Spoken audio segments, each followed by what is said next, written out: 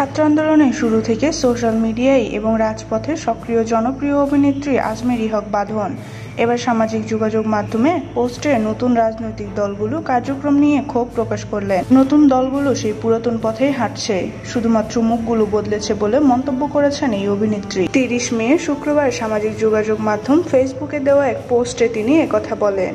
তিনি লিখেছেন, দেশের আসল পরিবর্তনের জন্য শুধু নতুন নেতা নয়, নতুন চিন্তাধারারও দরকার। যখন নতুন রাজনৈতিক দলগুলো উঠতে শুরু করলো তখন অনেকেই আশা করছিল এবার কিছু পরিবর্তন আসবে, নতুন ধরনের চিন্তা ভাবনা আসবে, দেশের জন্য ভালো পরিকল্পনা হবে, কিন্তু এখন মনে হচ্ছে সেই আশাগুলো ধীরে ধীরে বিলীন হয়ে যাচ্ছে। অভিনেত্রী আরও লিখেছেন, নতুন দলগুলোর অনেকেই এখন পুরনো পথেই হাঁটছে, একই কৌশল, একই ক্ষমতার খেলা, শুধু মুখগুলো বদলেছে।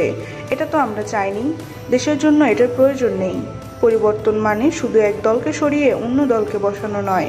আসল পরিবর্তন তো তখনই আসে যখন নতুন চিন্তা, ভালো কৌশল আর সৎ নেতৃত্ব থাকে। এটা কোনো নির্দিষ্ট দলের প্রতি অভিযোগ নয়, এটা সবার যারাই রাজনীতিতে আছেন। সবশেষে বাঁধন লিখেছেন, আমরা যদি সত্যিই দেশকে এগিয়ে নিতে চাই তাহলে আমাদের ভিন্নভাবে কাজ করতে হবে। ক্ষমতা অর্জন যেন একমাত্র লক্ষ্য না হয়, অগ্রগতিই হোক লক্ষ্য। আর সেই অগ্রগতি আসে বিচক্ষণ ব্যক্তির সিদ্ধান্ত থেকে। আমরা যদি আবারও পুরাতন পথ ধরি তাহলে পুরনো ফল পাবো।